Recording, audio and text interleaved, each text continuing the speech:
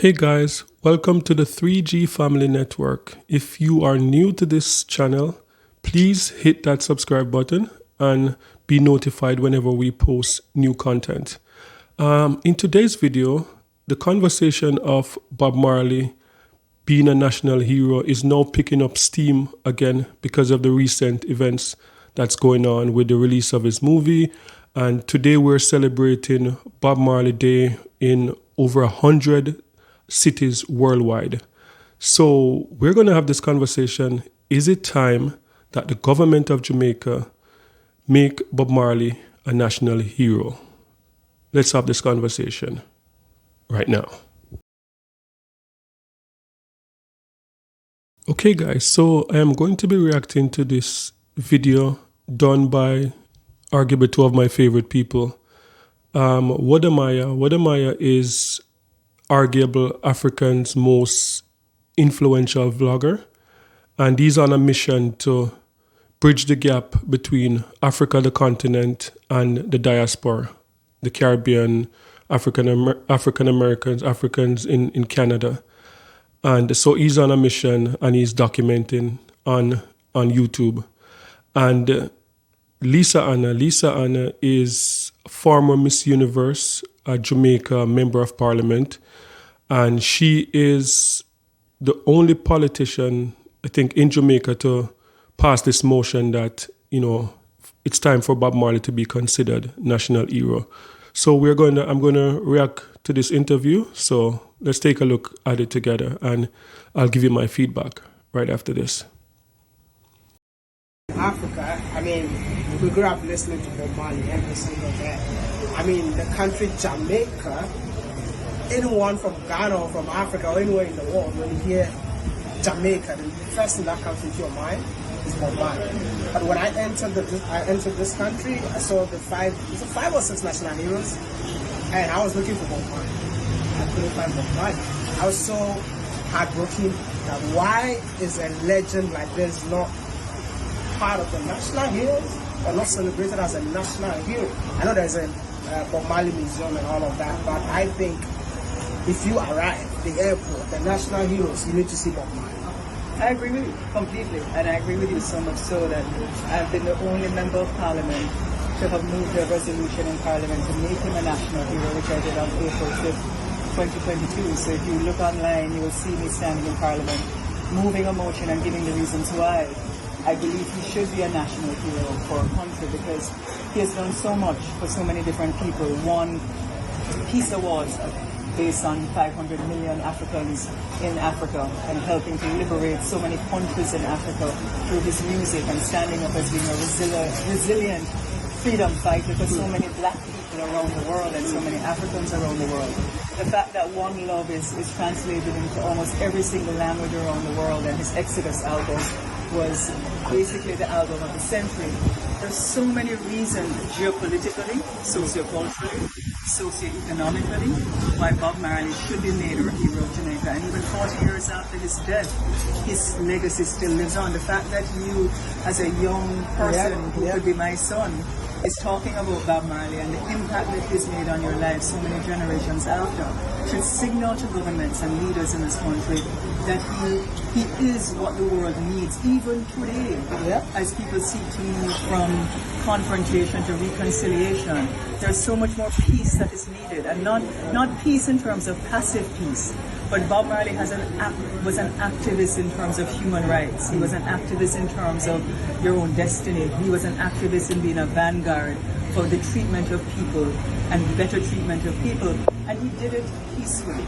He did it not with violence, but he made you think about how to better your lives. And I think his lyrics should be taught in universities in a way that people understand how to move in a direction that brings forth progress. And that is who Bob Marley is. And even today, today is a global premiere of One Love. And I actually reposted the fact that I asked him to be a national hero. And I will not stop until Jamaicans globally and nationally and people, there's a call to action globally to make that happen. But why do you think he hasn't been made a national hero? It's because of years of colonial instruction, I think, on the Jamaican psyche in terms of our own Victorian period of what is morality. The fact that a man probably have more than one baby mother is frowned upon by some people. And they can't see past that. They can't see the fact that him smoke herb and him probably have locks. But that is who we are. It's a part of our identity. The fact that you have Marcus Garvey as a national hero and a lot of Rastafari uses Marcus Garvey teachings should tell you that the fact that this man spoke about up you mighty race and a number of things and emancipate yourself from mental slavery, those were teachings of Marcus Garvey. He's a national hero. Why Bob can't be one?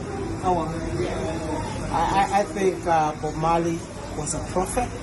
If you listen to some things that he said in those days and it's happening today, I'm like, and he's from So they're Jamaica. flying in their spaceships? I feel like he was way ahead, because if you check, like, he was so young, like 36 years old when he passed on, and look at the things that he was able to come up with. I think it's about time. Okay, so let's have this conversation.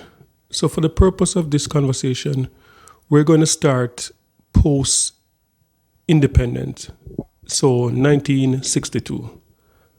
And can anyone give the name of any Jamaican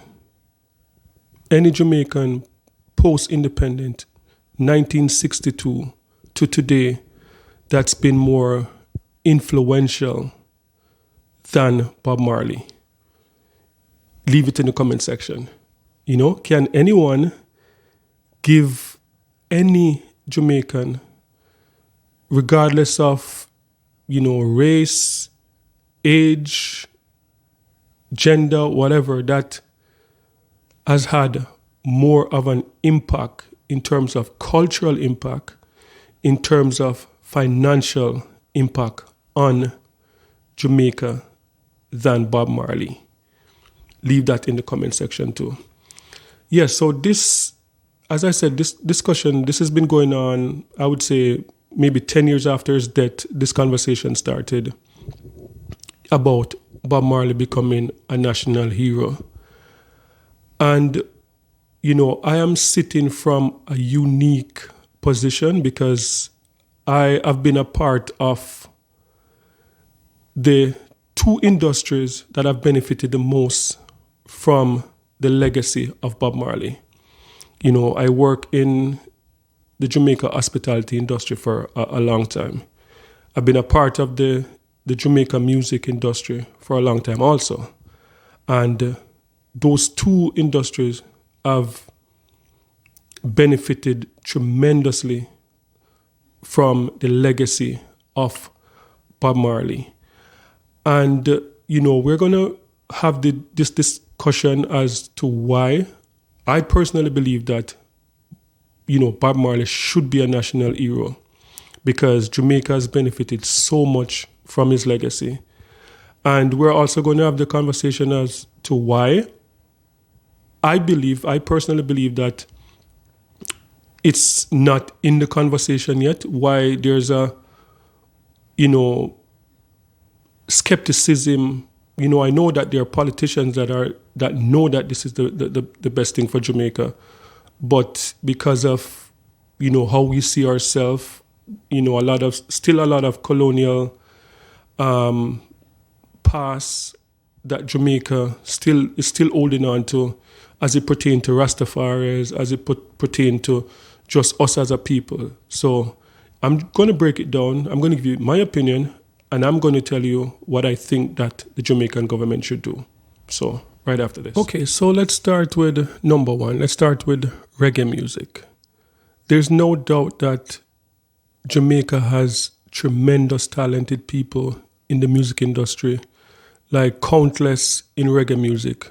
And there's no doubt that there were success before Bob Marley. There was like Jimmy Cliff before. There was Millie Small, the first female to ever sell over 1 million, like in any category, reggae, R&B, anything. So there were success, by Jamaicans in the music industry before, but I don't think anyone can question the dominance of Bob Marley's impact on the world stage as it comes on to reggae.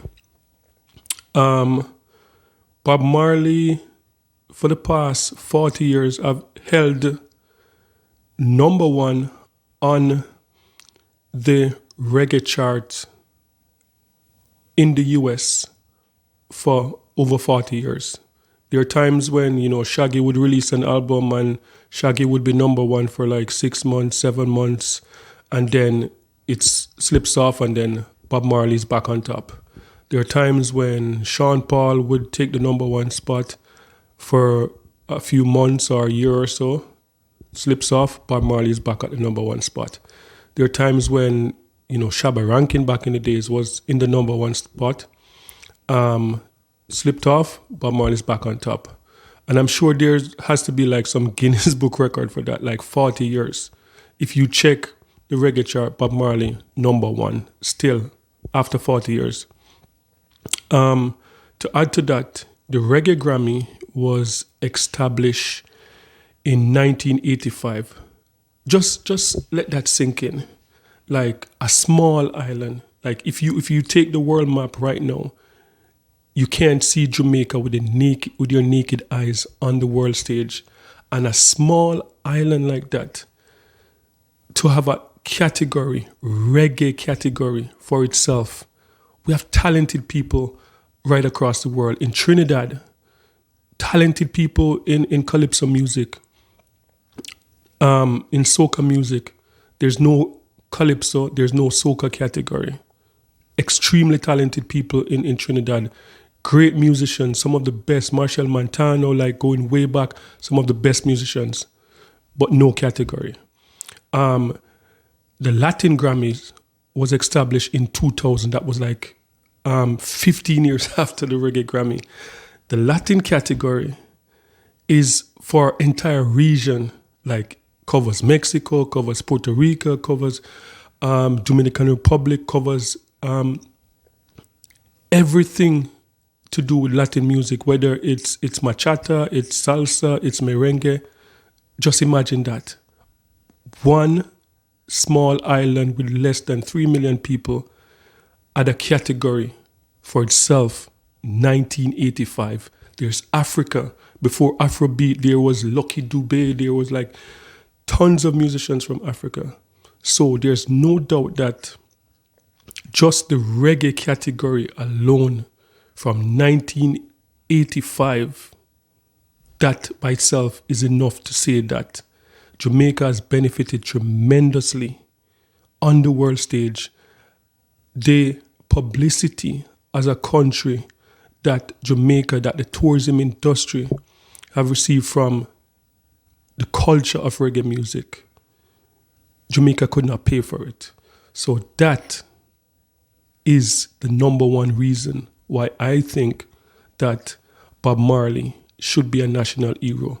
We have benefited billions of Jamaican dollars on the back of the legacy of reggae, that his contribution, you can't doubt his contribution. There are lots of other great musicians there, but the fact that the one that stands at the top of reggae music, we use reggae music to sell Jamaica, and this man can't be a national hero. So that is number one, why I believe that Bob Marley should be a national hero. Okay, so number two, I'm listing the two industries that have benefited the most from reggae culture, which, as I explained earlier, Bob Marley is at the pinnacle, Mount Rushmore of reggae music. And hospitality. The hospitality industry, Jamaica's hotel and hospitality industry, I would say took off after 1988, 1999, somewhere about there. And as I said, I'm in a unique position to talk about this because I've been involved in both industries.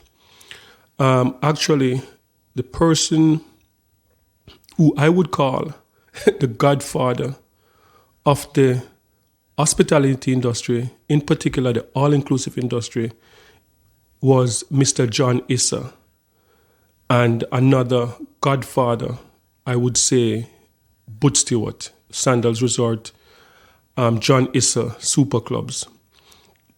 I had the privilege, I worked along with John Issa for, I think, 11 years or so, closely with the family. I did events at their home and stuff like that. So I know what's going on in Jamaica.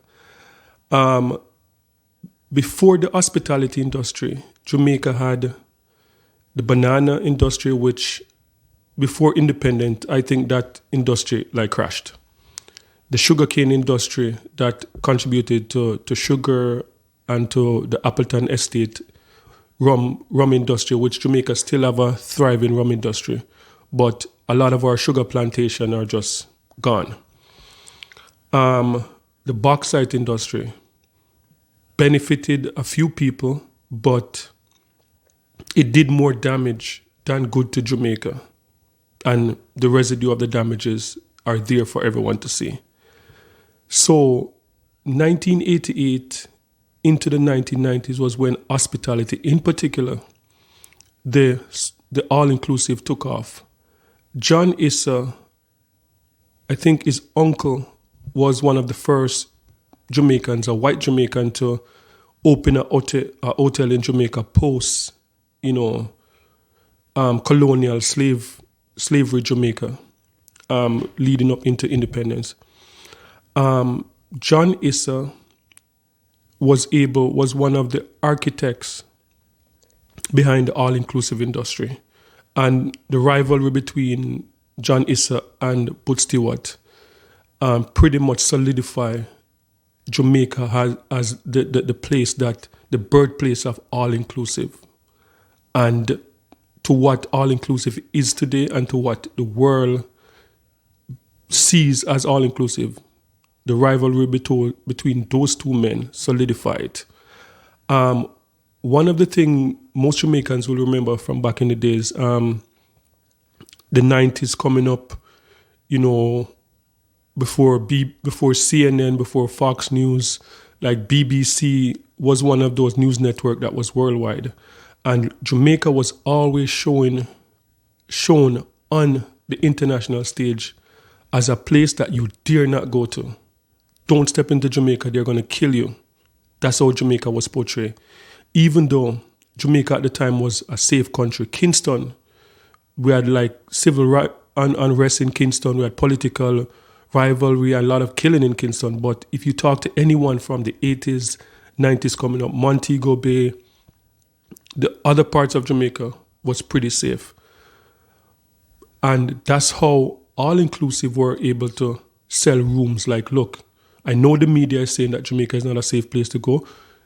We'll sell you this all-inclusive package. You come, you get to be in paradise. You don't have to go out in the streets. And all-inclusive took off. One of the biggest campaign in the history of Jamaica Tourism Board was when they launched the Jamaica One Love campaign, using Bob Marley's image, Bob Marley's music to sell. Today, tourism is the biggest industry in Jamaica.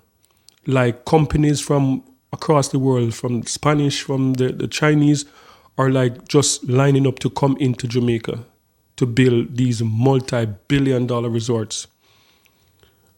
Reggae music was what did that. The image, the One Love image of Bob Marley was what did that. I challenge anyone, go to Ocho Rios, go to Montego Bay, look at any shirts, look at any of the souvenirs in Jamaica, whether it's a shot glass, whether it's a coffee cup, and what you will see on that, Jamaica, no problem. That's from the ghetto of Jamaica. Jamaica, One Love, Bob Marley's image. Jamaica, Yemen. These are all images that colonial Jamaicans, we were told, speak properly, speak English, don't speak Patois. But now, Jamaica has been sold one love Jamaica. Yeah, man, no problem, Jamaica. Jamaica this, Jamaica that. And that's how Jamaica is being sold. And this man cannot be a national hero. So this is what I'm talking about. And I believe that because of these two things put together, that Bob Marley should be a national hero. And I'm going to give my recommendations right after this. Okay, so this recommendation, I would say, is for the Prime Minister of Jamaica, the most Honorable Andrew Holness. And Andrew Holness, too, is someone that I know. I wouldn't say I know him very well, like Prime Minister Andrew Holness, but I know MP Andrew Holness, who was the MP of my constituency living in Jamaica. And Andrew Holness was an MP at the time of what you'd call the birthplace of dancehall music. In my community there, running up and down in Waterhouse, Olympic Way, that section of Jamaica where, as a little boy, like I could go see, Josie Whale, the godfather of dancehall music, U-Roy, the king of dancehall music, Yellowman, King Yellowman, like all of these guys, like as a little boy, like I could go see, right? So I know Andrew Holness from that era. So my recommendation is that, right now I know that Jamaica is undergoing a process where they're trying to become a republic. Jamaica, they're spending millions of dollars right now as we speak, with small meetings, like community meetings, almost like a, pre-referendum type of networking to see the advantages or disadvantage of Jamaica becoming a republic. My recommendation is that since we're undergoing this process, and if we're going to move forward as a country to be a republic, I think it would be a nice addition, and that's just my opinion, to add in this referendum another national hero, Bob Marley. And in the case that the vote goes through and Jamaica becomes a republic, Jamaica appoints its first president. I believe that having another national hero and having Bob Marley as this national hero would be a good icing on the cake. So I know Jamaicans are uncomfortable with the millions of dollars that are being spent, but I believe that this would be a nice addition. So just my recommendation. I've heard over and over again the conversation of why Bob Marley is not fit or should not be our national hero representing Jamaica on that level. And I would say to that is that two of our national heroes that have made contribution pre-independence and post-independence, we know the two that I'm talking, two of our politicians. We have heard stories of those two politicians. I'm not going to go into names and I'm not going to go into details, but Jamaicans who are old enough and Jamaicans who have studied history, we have heard stories. People who were alive at the time knew of stories that would disqualify them from being national heroes. So all I'm saying is that if we're going to look at something to disqualify Bob Marley, despite his contribution to the nation, then we might as well not have any national heroes. Because any one of us as Jamaicans, any one of us can be disqualified because of one or two things or the way that we lived our life that is not seen fitting in the public eyes. So, nah, that is nonsense. I believe that, and many Jamaicans believe that his contribution is greater than anything that anyone could put against him. So that is my recommendation, the most honorable and honest Prime Minister of Jamaica. Like, this would even go down on your legacy also, being the Prime Minister to say, yes, Bob Marley should be a national hero. We have taken so much from the culture of, the dancehall music, reggae music, the culture that a lot of Jamaicans are not proud of because it's like barbaric, it's ghetto, like speak, correct English, like we're not proud of the patois and stuff like that. But that is the culture that sells Jamaica. So that is just do the right thing, as we say, do the right thing. And, if you're watching and this video and you feel the same way, or if you're opposed to it, if you don't think that Bob Marley should be a national hero, just, leave your comment in the comment section. Let's have a healthy, interactive discussion. Leave your comments and we'll talk in the comment section. Peace. I'm out.